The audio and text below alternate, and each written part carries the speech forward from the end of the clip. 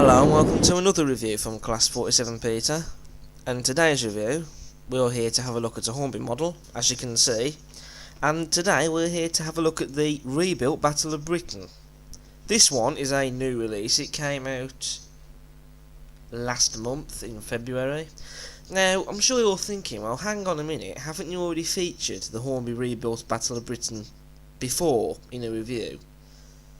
And I'm sure you're thinking, well, don't you already have one? Well, I did have, because if you remember some years back, I did a review on the Hornby Cunarder train pack, which did come with a Hornby rebuilt Battle of Britain. That one being 34088 213 Squadron.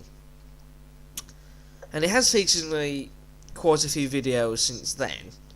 However, I have recently sold that model. Well, I'll explain a bit more just now, because that model, if you remember from that review, didn't have a whistle.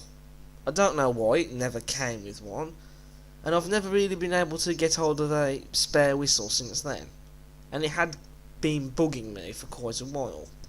So I decided to sell it off and replace it with another Hornby rebuilt Battle of Britain, this one being the newer release, because it's in the newer style packaging. It has the different tender connection.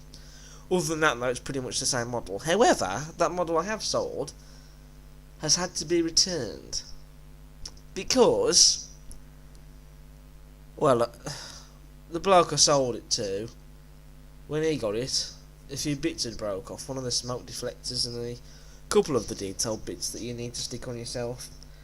So that will be coming back, and I'll have to repair it, but it will be going up for sale again. And one thing I am planning to do is to do a final tribute to 213 Squadron, where I'll be double heading 213 Squadron with this one, 34077 603 Squadron.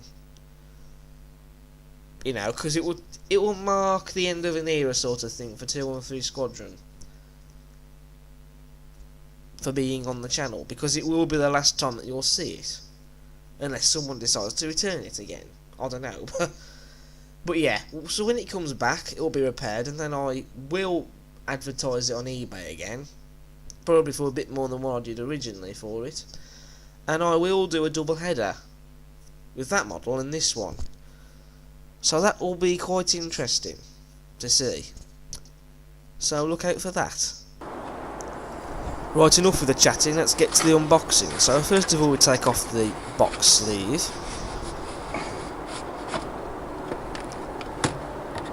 On the front we have a picture of the model. And on the back you get brief history on the model and a drawing diagram and the power classification. 5F7P. You can pause and read all that if you want, I won't stop you. Next we take out the plastic packaging out of the card tray.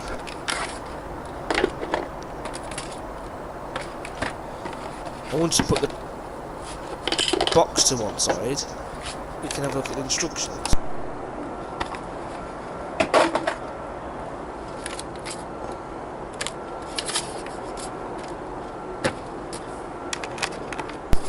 So here's the instructions for the rebuilt Battle of Britain, and also rebuilt West Country class, because they are both the same thing.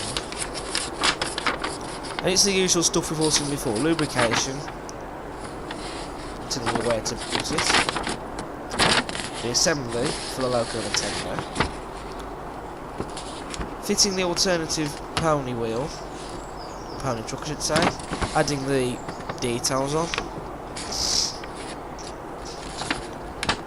removing the body, and also fitting DCCC, including sound, and also on the back, how to fit the brake rods as well. Then we just take off the outer plastic sleeve for the box, and in doing so this allows us to have a look at the detail parts in the bag that we get.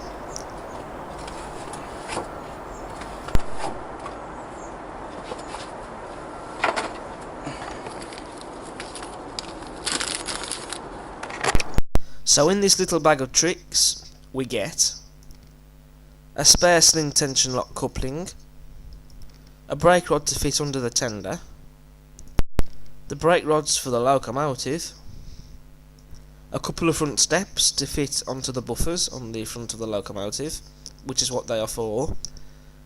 This curious piece of detail that I have no idea what it's for, but I do know it's to fit on the front of the loco under the buffer beam. You also get the drain cocks for the cylinders, a screw link coupling to fit onto the loco, a vacuum pipe to fit on the front of the loco. In fact, you also get another brake pipe as well, or vacuum pipe in this case, for the loco as well. And we can't leave out the spare pony wheel to fit under the pony truck. Now this one has the flanges. The one you get with the model that's already fitted is the floating wheel. Now this is not to fit on the model if you're going to run it. At least that's not what Hornby had envisaged when they first brought out these models, which you will have seen in other reviews I've done, is that they used to supply a little piece of paper with this spare wheel, and it used to say, or it did say I should say rather, that it was not to be used on the model if he was going to run it. It was only for display, because, and I wouldn't recommend you put it on the model if you decide to run it, because you will find that the model will derail round curves. No matter how gentle or sharp they are, it will derail, trust me. I know that from my experience, so do not put this on if you're going to run it.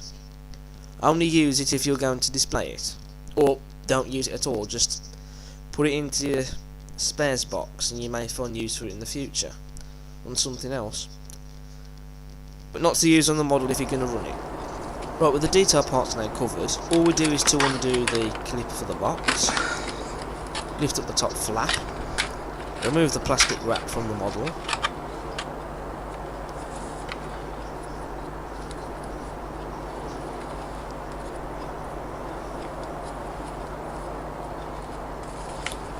and then when we put that to one side, we then lift the model and the tender out of the tray. You must do this together because both the loco and the tender are connected. And then we are now free to have a look at the model in detail once we've put away the remaining bit of the box. Well, first of all, before I talk about the detail, we're going to talk about the weight of the model. And it is very, very heavy. There is a lot of weight in this model. So there's going to be no issues with traction or issues with pulling trains. It will be able to pull a nice long train around your layout, which is what you want. Because without the weight, this model would not be able to pull anything, and therefore it would be useless really to your layout. So that is why the weight is important, which I always keep saying in these reviews, but it is. Which is why you don't see traction tyres anymore, and there's no need for them really, because the weight does it all for you.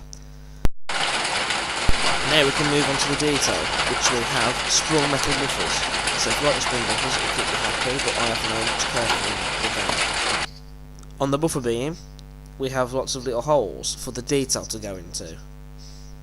You can also see we also have the NEM socket there, just under the buffer beam, attached to the bogie, for the spare coupling to be added in place, if you wish to add it on, that is. Moving on to the detail of the running board, we have the electric headlamps, and on top of those we have the separately fitted lamp irons, a feature that the Bullet Pacifics have in reality. Just under the smoke box door we have some more detail. We have lots of rivets, as you can just about make out. You've also got the neck holders present as well, and there's some detail in between those as well. Just above the smoke box door and on the front ends of the smoke deflectors we have some more electric headlamps, and again there are lamp irons attached to those as well. We've also got a couple of separately added lamp irons as well on the smoke box door itself, as you can see, as well as the locomotive's running number on the number plate 34077, as well as separately fitted smoke box door darts, and on the hinges of the smoke box door there's some rivets on those as well. We also have a shed code on the smokebox door as well, which says 70A, which was the shed code for 9 elms. We also have a rather nice and big chimney as well.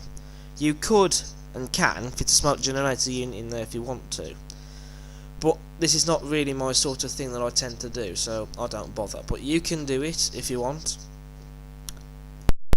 We also have some rivet detail on the smoke deflectors, and also we have got some separately fitted metal handrails on them as well, which you do get this on both sides. We also have a couple of guard irons there on the front of the bogie, as you can see. They are just in front of that little NEM socket that I was telling you about earlier. We've got some lovely detail on the cylinders, we've got some rivets, you've also got the cylinder heads of course, and also you have some nice lining on the cylinders as well. Now just look at the side rods and the wall shards motion, which is what it is, and the valve gear and the link motion. It's all connected up accurately, like you see on the real locomotive, in preservation and on photos and videos of the real locomotive, and I cannot wait to see all that moving on the model. It really is a stunning sight to see. We've also got some rivets and some beautiful lining on the running parts.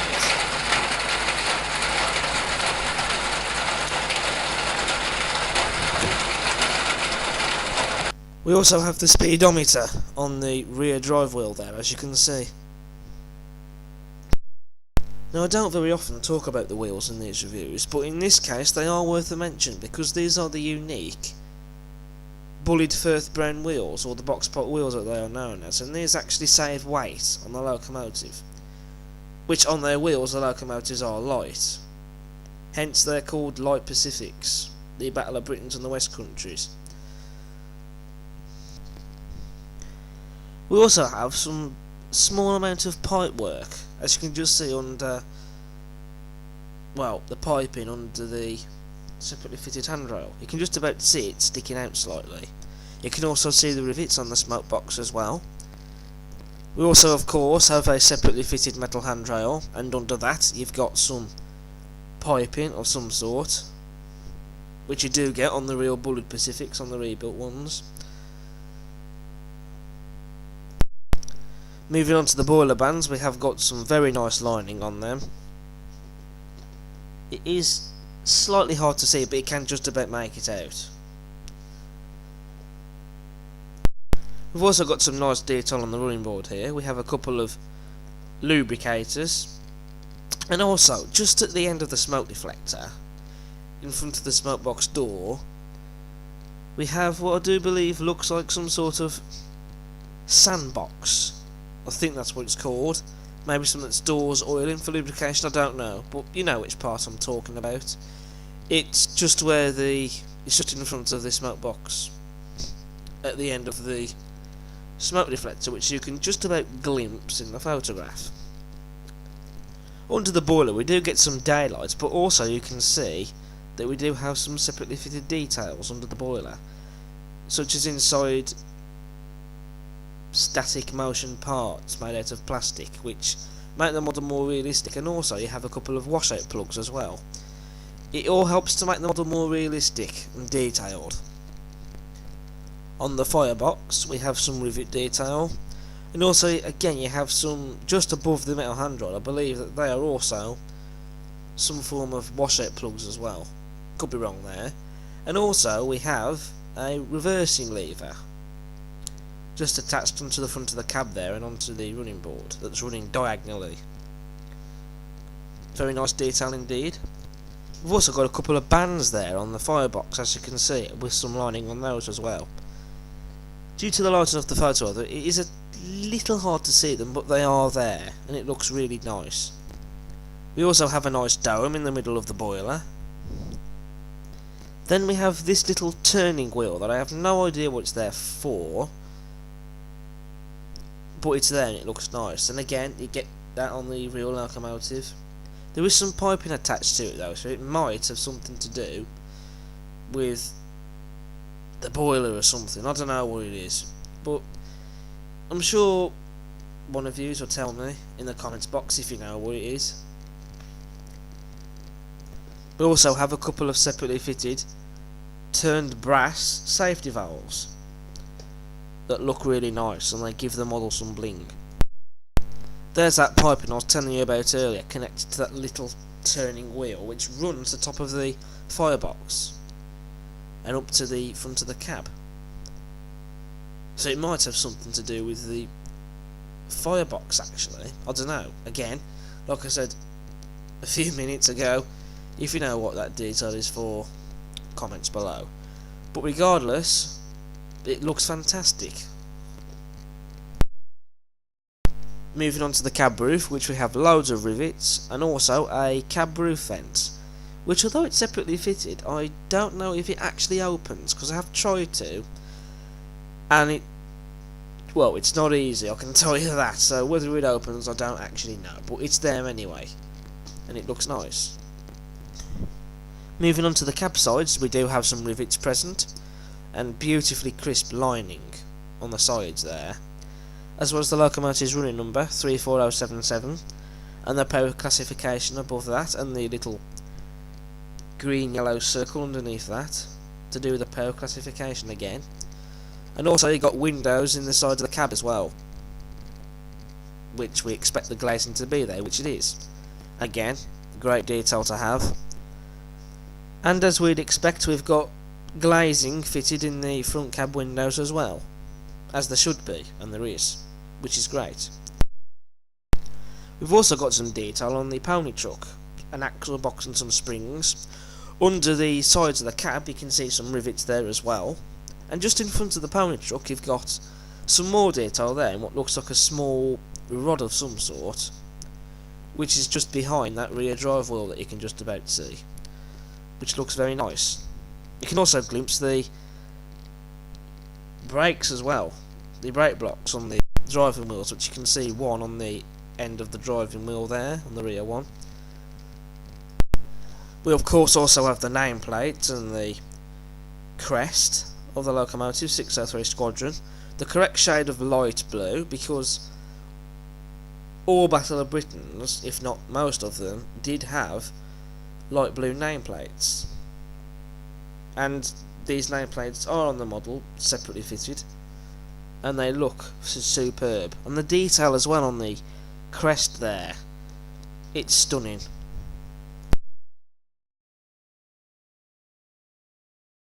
We can't leave out the fantastic detail in the cab interior. The gauges, the dials, all the brass pipework, the regulator, the lever, it's all painted, and it's superb, and it just looks fantastic. And again, it makes the model more realistic, and it brings the model to life. On the rear of the cab we've got some more windows with glazing fitted in them, and some separately fitted metal handrails, as you can see. Moving on to the tender now, which has some beautiful crisp lining on the tender, just like as it is on the loco. And we've got the light crest as well, crisply printed on the sides of the tender, which looks very nice. And again, the detail on that is exquisite. Then on the sides of the tender we have these little bits of detail. Not entirely sure what they're there for, but there is some rivet detail on them, and they look really nice. On the rear of the tender we have these 4 water containers with the cowling on them, and this is a unique and identical feature of the tender of the Bullets, in my opinion, and it looks superb. You've even got some nice little detail on the front of them as well. We also have a water filler cap and another cap of some sort in front of it. Neither of them open, and we shouldn't really expect them to, because if they did, the model would be more expensive. Not that that would be an issue, but you know, it wouldn't be easy to have these open anyway, and they don't really need to. So they're there and they're nice anyway. The rear of the tender is rimming with detail. We've got a couple of ladders, we've got the electric headlamps again, and also some separately fitted lamp irons. On the buffer beam of the tender there's a little coupling hook there. We also already have a brake pipe already added on the buffer beam of the tender, and again you can see the slim tension lock coupling there on the tender.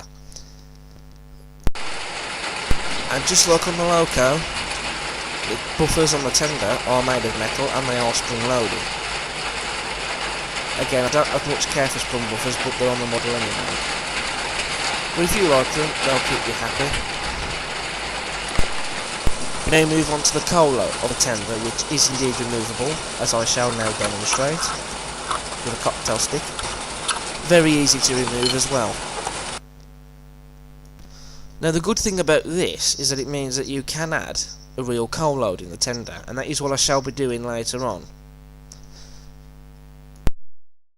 I must talk about the livery application, which is superb. A nice even coat of paint, no errors in the paintwork, and the shade of green, it's the correct shade of green, and it looks superb. We now come on to the other side of the loco, which we do have some detail differences. As you can see, we've got some gold piping just under the side of the cab there, just in front of the pony truck. It's very nice. On this side of the loco, you do not get the pipework that runs underneath the handrail, which is accurate to the model, because in reality you only get that pipework under the one handrail.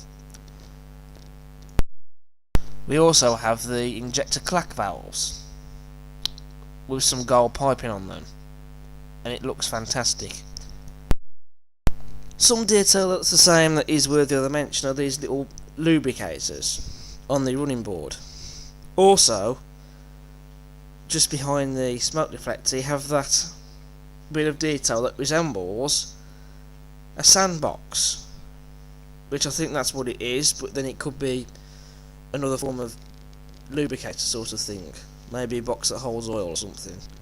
But I do believe it might be a sandbox, but again, you'll tell me in the comments box if you know what it is. Of course, on this side of the loco, the speedometer is lacking on the rear drive wheel, but then again in reality it was only on the one side, on the rear drive wheel.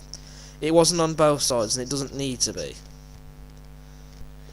On this side of the boiler you can glimpse some more detail there under the boiler, which in actual fact on this side I feel that you can get a better look at that detail under there, which is nice.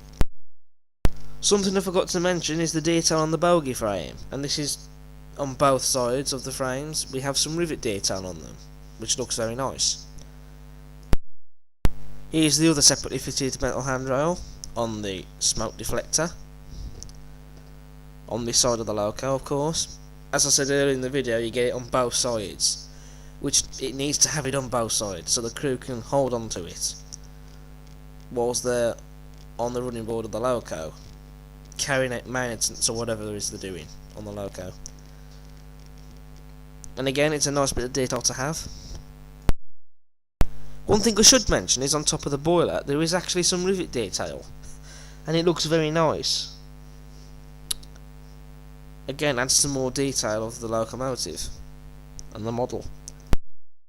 And then we come on to the whistle, which is made of plastic and it's attached to this metal rod, and the detail on it, it's just brilliant. And I'm really glad that this model of the rebuilt Battle of Britain actually has a whistle, because like I said at the beginning of the video, the other rebuilt Battle of Britain that I've sold, that's now got to come back for repairs, did not have a whistle. So I'm glad that this model has a whistle, because it looks more realistic and it doesn't look silly either.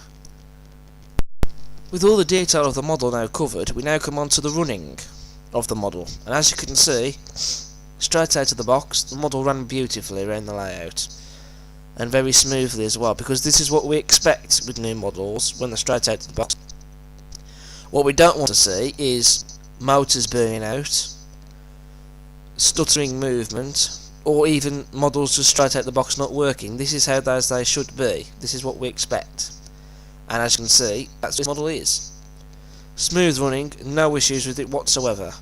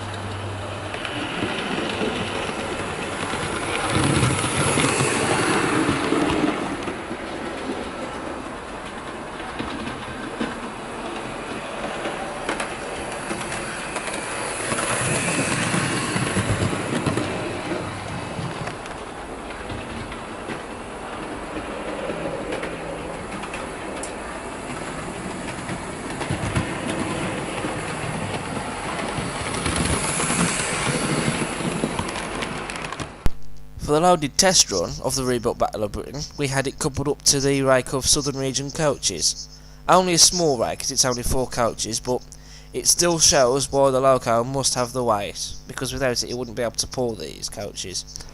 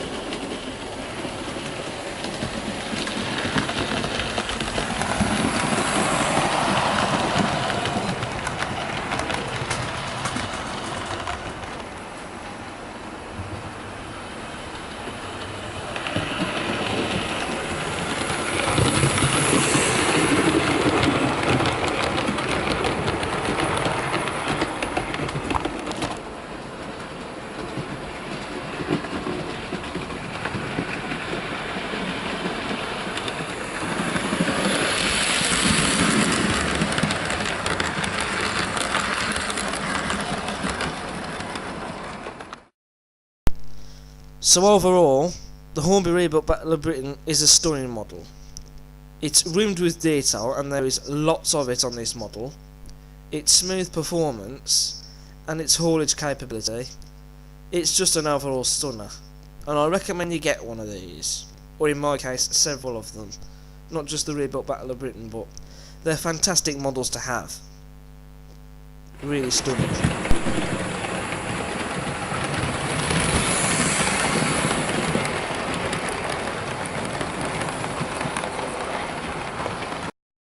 So overall, I'm going to rate the Hornby Battle of Britain, the rebuilt one, a 10 out of 10. This has been Class 47 Peter reviewing the Hornby rebuilt Battle of Britain, and I'll see you again soon for the next review, but until then, take care.